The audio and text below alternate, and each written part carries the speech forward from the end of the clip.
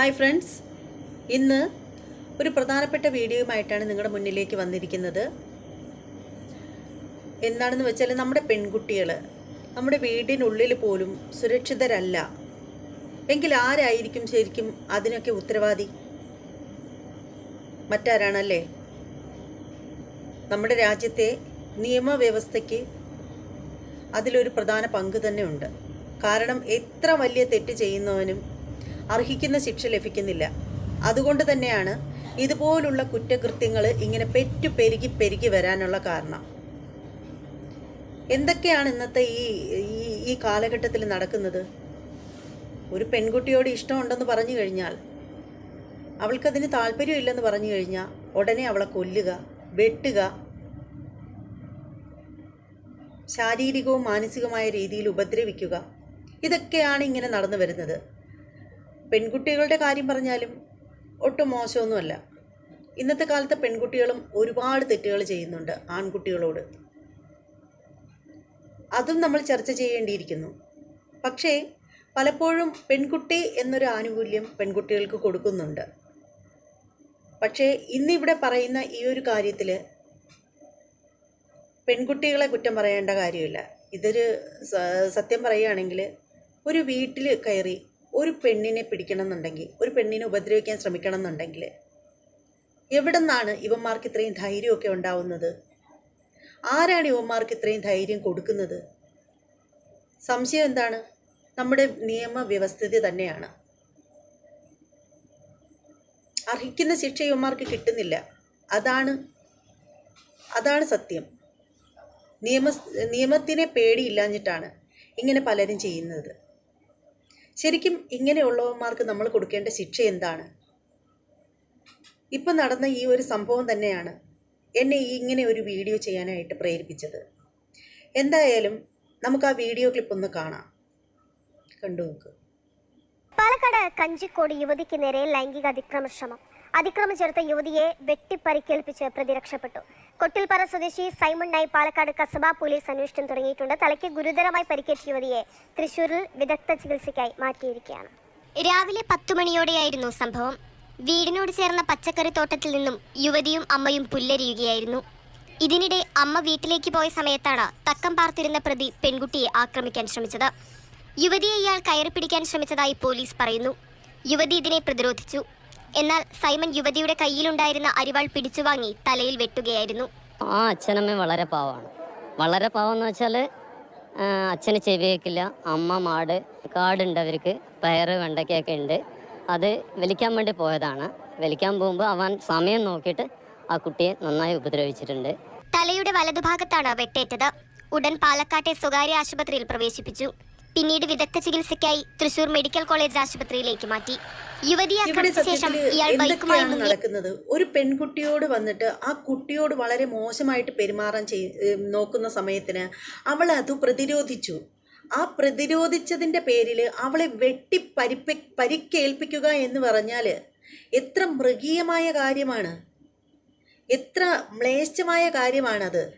ശരിക്കും പറഞ്ഞാൽ നമുക്ക് എല്ലാവർക്കും പെൺകുട്ടികളുണ്ട് വീട്ടിൽ. നമ്മൾ പെൺകുട്ടികളല്ല. ഞാനൊരു മുതിർന്ന സ്ത്രീയാണ്, തൈക്കിളവിയാണെന്ന് വേണമെങ്കിൽ പറയാം. പക്ഷെ എന്നാലും നമ്മളും സ്ത്രീകളാണ്.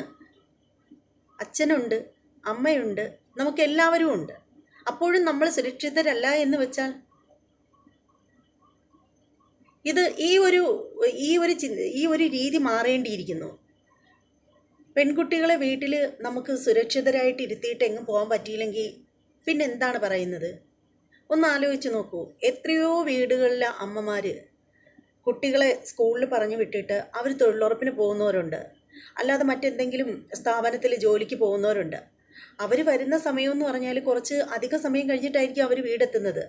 അപ്പോൾ ആ സമയത്തിൽ സ്വന്തം മക്കൾ പഠിക്കാൻ പോയിട്ട് വന്നിട്ട് വീട്ടിനകത്തിരിക്കുന്ന കുട്ടികൾ സുരക്ഷിതരായിട്ട് ഇരിക്കില്ലെന്ന് വെച്ചാൽ, ഇത് കുറച്ചുകൂടി മുതിർന്നൊരു കുട്ടിയാണ്. അപ്പോൾ ഇതൊന്നും അനുവദിച്ച് കൊടുത്തുകൂടാ. ഇങ്ങനെയുള്ള കാര്യങ്ങളിൽ നമ്മൾ നല്ല രീതിയിൽ എതിർത്തേ മതിയാവൂ.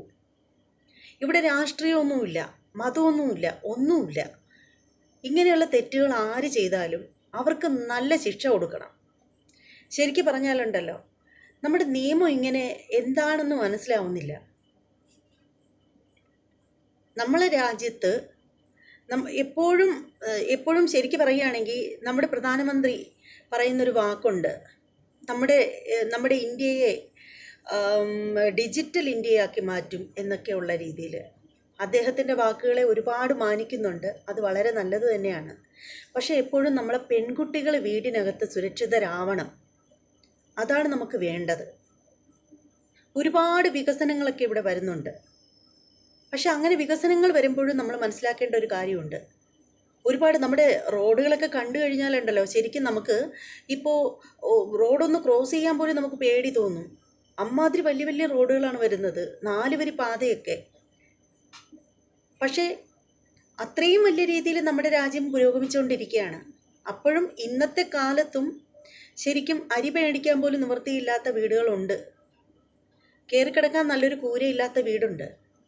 ഇത് എല്ലാം പോട്ടേന്ന് വെക്കാം, ഇതെല്ലാം സഹിക്കാമെന്ന് വെക്കാം. പക്ഷേ അവരവരുടെ കുഞ്ഞുങ്ങൾ വീട്ടിൽ സുരക്ഷിതരല്ലെങ്കിൽ പിന്നെ എന്താണ് ഇതിനൊക്കെ ഒരു അർത്ഥം? ഇതിനൊക്കെ ഒരു അവസാനമുണ്ടോ? ഈ ഒരു അക്രമങ്ങൾക്കൊക്കെ നമ്മൾ പ്രതികരിക്കണം. ഞാനിതിങ്ങനെ പ്രതികരിക്കണം എന്ന് പറയുമ്പോഴത്തേക്ക് എൻ്റെ ചാനലിൻ്റെ വന്നിട്ട് കമൻറ്റ് ബോക്സിൽ വന്നിട്ട് കുറേ ആളുകൾ അനാവശ്യമായിട്ട് കിടന്ന് കരയും. അത് എൻ്റെ മാത്രമല്ല, എല്ലാവരുടെയും ചാനലിൻ്റെ അടിയിൽ വന്നിട്ട് ഇങ്ങനെ കുറേ എണ്ണം കരയാനായിട്ടുണ്ടാവും. ഒരു കാര്യവും ഇല്ലെങ്കിൽ അവർ കരയും. അവർക്ക് കരയണം. നമ്മൾ നല്ലത് പറഞ്ഞാലും കരയണം, മോശം പറഞ്ഞാലും കരയണം, അല്ലെങ്കിൽ തെറി വിളിക്കണം. എന്ത് ചെയ്യുന്നത്? നിങ്ങൾ ഇങ്ങനെയൊക്കെയുള്ള കാര്യങ്ങൾ വരുമ്പോൾ ഒറ്റക്കെട്ടായിട്ട് നിൽക്കൂ. ഇങ്ങനെയൊക്കെ നമ്മളുടെ നിയമത്തിനെ ഇനി നമ്മൾ എങ്ങനെയാണൊന്ന് മാറ്റണമെന്ന് പറയുന്നത്? എന്ത് കഷ്ടമാണ്! ആ കുട്ടി എന്തുമാത്രം വേദന അനുഭവിച്ച് കാണും. നമ്മുടെ ഈ രാജ്യം എന്ന് പറഞ്ഞാൽ ജിഷ, സൗമ്യ, ഉത്ര, അതുപോലെ എത്ര കുട്ടികളുടെ ജീവിതമാണ് നശിച്ചു പോയിരിക്കുന്നത്. ഏത് രീതിയിൽ നോക്കിയാലും ഗാർഹിക പീഡനം, സ്ത്രീ പീഡനം, മാനഭംഗം, എന്ത് കഷ്ടമാണല്ലേ. ഇപ്പം തന്നെ ഒരു പുതിയൊരു ന്യൂസ് ഉണ്ടായിരുന്നു. എന്താണെന്ന് വെച്ചാൽ ഒരു 13 വയസ്സുള്ള പെൺകുട്ടിയെ 45 വയസ്സുള്ളൊരു യുവാവ് വിവാഹം കഴിക്കാൻ ശ്രമിച്ചു. വിവാഹം കഴിക്കാൻ ശ്രമിച്ചെന്നോ വിവാഹം കഴിച്ചെന്നോ എനിക്ക് ക്ലിയറായിട്ട് അറിയാൻ വയ്യ. അങ്ങനെ ഒരു ന്യൂസ് ഞാൻ കണ്ടിരുന്നു. ഞാനിങ്ങനെ നോക്കി പോയപ്പോൾ കണ്ടതാണ്. ഞാനത് ഓപ്പൺ ചെയ്ത് നോക്കിയില്ല. അപ്പോൾ അതിൻ്റെ ആ വിവാഹം കഴിക്കാൻ ശ്രമിച്ച ആളും അതുപോലെ അതുമായിട്ട് പ്രവർത്തിച്ച ആ ഒരു ബ്രോക്കറും പോലീസ് കസ്റ്റഡിയിലായി എന്ന് പറഞ്ഞിട്ടായിരുന്നു. ശരിക്കും പറയുകയാണെങ്കിൽ ഇതിൽ ഫസ്റ്റ് നമ്മൾ പോലീസ് കസ്റ്റഡിയിൽ എടുക്കേണ്ടിയിരുന്നത് ഇവരെ 2 പേരെയല്ല, 13 വയസ്സുള്ളൊരു കുട്ടിയെ വിവാഹം കഴിച്ച് അയക്കാനായിട്ട് പദ്ധതിയിട്ട ആ കുട്ടിയുടെ അച്ഛനെ അമ്മയായിരുന്നു ആദ്യം അറസ്റ്റ് ചെയ്യേണ്ടിയിരുന്നത്. 24 വയസ്സെങ്കിലും കഴിയാതെ എന്തിനാണ് ചെറിയ മക്കളെ വിവാഹം കഴിച്ചയക്കുന്നത്? പോട്ടെ, 24 വയസ്സാവണ്ട, 20 വയസ്സെങ്കിലും ആവണ്ടേ അതുങ്ങൾക്ക്? തെറ്റും ശരിയും അവർക്കൊന്നും മനസ്സിലാവാനുള്ള ഒരു പ്രായവും പക്വതയെങ്കിലും കാണിക്കണ്ടേ? ഇതൊക്കെയാണ് ഇന്നത്തെ ലോകത്ത് നടക്കുന്ന കാര്യങ്ങൾ. ഞാനിപ്പോൾ പറഞ്ഞു വന്നത് എന്താണെന്ന് വെച്ചാൽ, എങ്ങനെ വെച്ച് നോക്കിയാലും ഏത് രീതിയിൽ വെച്ച് നോക്കിയാലും നമ്മളെ പെൺകുട്ടികൾ സുരക്ഷിതരല്ല. സത്യം പറയുകയാണെങ്കിൽ പുറത്ത് പോയിട്ട് വരുന്ന എല്ലാ അമ്മമാരുടെയും നെഞ്ചിൽ തീ ഇട്ടുകൊണ്ടാണ് വരുന്നത്. അയ്യോ, എൻ്റെ കുഞ്ഞ് അവിടെ എങ്ങനെയാണോ എന്തോ ഇരിക്കുന്നത് എന്ന് പറഞ്ഞുള്ള ആദിയാണ്. കാരണം ഇങ്ങനെയൊക്കെയുള്ള കാര്യങ്ങളല്ലേ ഈ ലോകത്ത് നടക്കുന്നത് മുഴുവനും. എങ്ങനെ വീട്ടുകാർക്ക് ഈ പെൺകുട്ടികളുടെ കാര്യമൊന്നും പറയണ്ട, ആൺകുട്ടികളുടെ കാര്യവും കണക്ക് തന്നെയാണ്. പണ്ട് പെൺകുട്ടികളെ മാത്രമേ പേടിപ്പിക്കുള്ളൂ എന്നല്ല, പീഡിപ്പിക്കുള്ളായിരുന്നു. ഇപ്പോൾ ആൺകുട്ടികൾക്കും അത് ബാധകം തന്നെയാണ്. ആൺകുട്ടികളെ കണ്ടാലും ആൺകുട്ടികൾക്ക് വികാരം തോന്നുന്ന ഒരു കാലഘട്ടത്തിലൂടെയാണ് നമ്മൾ പോകുന്നത്. പെണ്ണിനെ കണ്ട പെണ്ണിന് എന്താ ചെയ്യുക? എന്തായാലും ഇതുപോലെയുള്ള നെഞ്ച് പിടയുന്ന വാർത്തകളൊക്കെ കേൾക്കുമ്പോൾ പ്രതികരിക്കാതിരിക്കാനായിട്ട് തോന്നുന്നില്ല. പ്രതികരിക്കേണ്ടിയിരിക്കുന്നു. എല്ലാവരും ഇതുപോലെ പ്രതികരിക്കണം. ഞാൻ അങ്ങനെയാണ് പറയുന്നത്. ഞങ്ങൾക്കൊക്കെ ശരിക്കും പറയുകയാണെങ്കിൽ ഞാനൊരു വീട്ടമ്മയാണ്, മുതിർന്ന 2 കുട്ടികളുടെ അമ്മ തന്നെയാണ്. അതുകൊണ്ട് തന്നെ ആര് വേണേലും എൻ്റെ കമൻറ്റ് ബോക്സിൽ വന്ന് തള്ളേന്നോ തള്ളച്ചീന്നോ അമ്മായിന്നോ അമ്മായി അമ്മയെന്നോ വിളിച്ചാലും ഇനി അമ്മൂമ്മ എന്ന് വിളിച്ചാലും എനിക്കൊരു കുഴപ്പമില്ല. കാരണം എൻ്റെ മകളെ വിവാഹം കഴിച്ച് അയക്കുകയാണെങ്കിൽ ഒരു 2-3 വർഷം കഴിയുമ്പോൾ ഞാൻ അമ്മൂമ്മയാവും. അതുകൊണ്ട് അതിലൊന്നും ഒരു പ്രശ്നവുമില്ല. ആരോ വിളിച്ചോ. പക്ഷേ എന്നാലും എനിക്ക് പറയാനുള്ളതെന്ന് വെച്ചാൽ എൻ്റെ അഭിപ്രായങ്ങൾ ഞാൻ പറയുമ്പോൾ എൻ്റെ കമൻറ്റ് ബോക്സിൽ വന്ന് ചില ആളുകൾ വെറുതെ ഒരു കാര്യമില്ലാതെ ചുമ്മാ കിടന്ന് അലുമ്പ് കമൻറ്റുകളും കൊണ്ട് വരും. അത് പക്ഷേ നിങ്ങൾ കമൻ്റ് ഇട്ടോളൂ, അതിനൊന്നും ഒരു പ്രശ്നവുമില്ല. പക്ഷേ അത് പറയാനുള്ളതെന്ന് വെച്ചാൽ വേറൊന്നുമില്ല, ഒരു കമൻറ്റ് ചെയ്യുമ്പോൾ ശരിയും തെറ്റും ഒന്ന് മനസ്സിലാക്കിയിട്ട് ചെയ്യണം കേട്ടോ. അല്ലാതെ ഞാനിവിടെ എൻ്റെ ചാനലിലൂടെ ഒരു രാഷ്ട്രീയമോ മതമോ ഒന്നും എൻ്റെ ചാനലിൽ രാഷ്ട്രീയവും മതവും ഒന്നുമില്ല. ശരിക്കും എനിക്ക് സത്യസന്ധമായിട്ട് തോന്നുന്ന കാര്യങ്ങൾ ഞാൻ പറയുന്നു. അതിനുള്ള എൻ്റെ ഒരു പ്ലാറ്റ്ഫോമാണ് എൻ്റെ ഈ ചാനൽ എന്ന് പറയുന്നത്. എനിക്ക് പുറത്തിറങ്ങി ഇപ്പം ഞാനൊരു സാധാരണ വീട്ടമ്മയാണ്, ഒരു സാധാരണ വീട്ടിൽ താമസിക്കുന്ന ഒരു കുഞ്ഞൊരു വീട്ടിൽ, കണ്ടില്ലേ എൻ്റെ വീടും ഇതൊക്കെ കാണുമ്പോൾ നിങ്ങൾക്കറിയില്ലേ, ഒരു കുഞ്ഞൊരു ചുറ്റുപാടിൽ ജീവിക്കുന്ന ഒരു വ്യക്തിയാണ് ഞാൻ. എന്ന് കരുതിയിട്ട് എനിക്ക് പ്രതികരിക്കണമെന്ന് തോന്നി എനിക്ക് പ്രതികരിക്കണ്ടേ? എനിക്ക് പ്രതികരിക്കാനുള്ളത് എനിക്ക് പ്രതികരിക്കണം എന്ന് കരുതിയിട്ട് പ്രതികരിക്കാൻ വേണ്ടിയിട്ട് നടു റോഡിലേക്ക് സമരം ചെയ്യാൻ ഇറങ്ങാനൊന്നും എനിക്ക് പറ്റത്തില്ല. കാരണം നമ്മൾ ജീവിക്കുന്ന ചുറ്റുപാടിൽ, നമ്മൾ വളർന്ന സാഹചര്യത്തിലൊക്കെ നമുക്ക് ചില പരിമിതികളൊക്കെ ഉണ്ട്. അപ്പോൾ സോഷ്യൽ മീഡിയ വഴിയൊക്കെ പ്രതികരിക്കാൻ മാത്രമേ നമുക്കൊണ്ട് പറ്റൂ. അങ്ങനെ പ്രതികരിക്കുമ്പോൾ പലരും പറയുന്നത് എന്താണെന്ന് വെച്ചാൽ നമ്മൾ പൈസയ്ക്ക് വേണ്ടിയിട്ട് വീഡിയോ ചെയ്യുന്നു എന്നാണ്.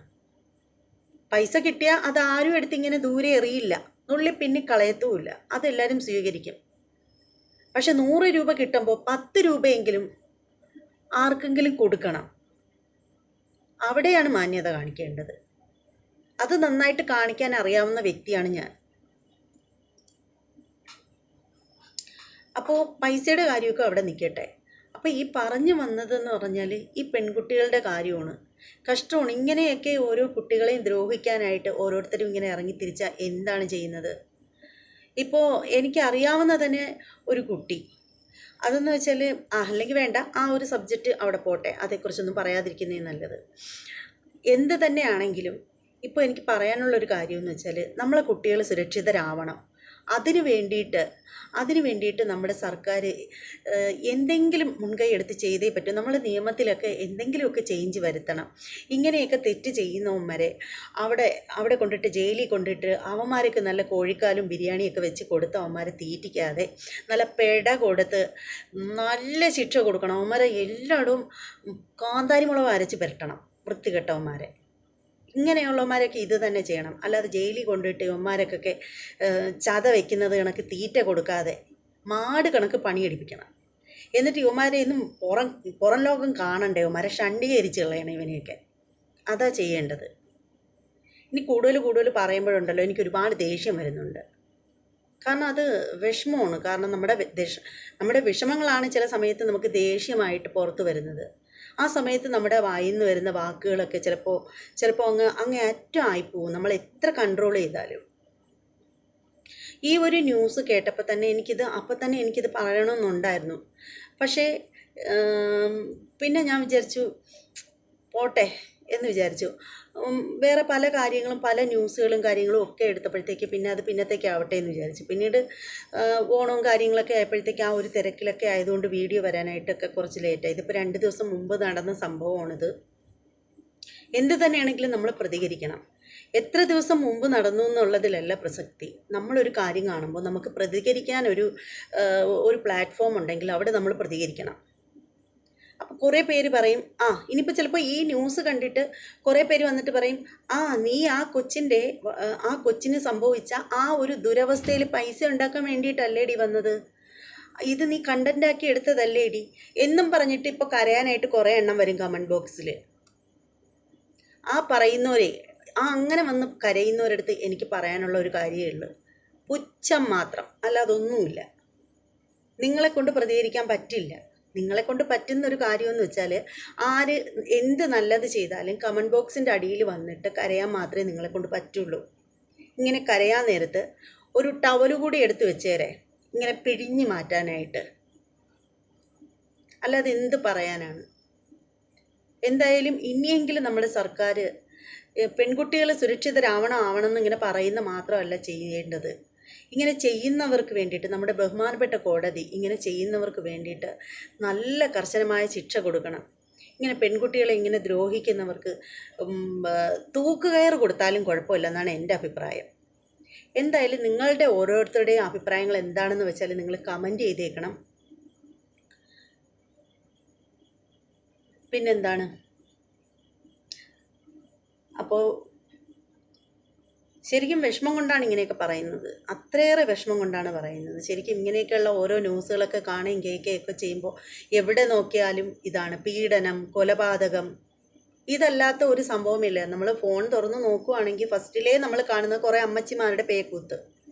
ആ പേക്കൂത്ത് ഇങ്ങനെ നീക്കി പോകുമ്പോഴത്തേക്ക് പിന്നെ കാണുന്നത് കൊലപാതകം, പീഡനം, കൊള്ള, കവർച്ച, ഇതൊക്കെ തന്നെയാണ് കയറി വരുന്നത്. നമ്മൾ കൂടുതലും കാണുന്നത് എന്ന് പറഞ്ഞാൽ ന്യൂസ് ചാനലുകളാണ്. അപ്പോൾ അതിങ്ങനെ എടുക്കുമ്പോൾ കാണുന്നത് മൊത്തവും ഇതാണ് ഇങ്ങനെയുള്ളത് കയറി വരുന്നത്.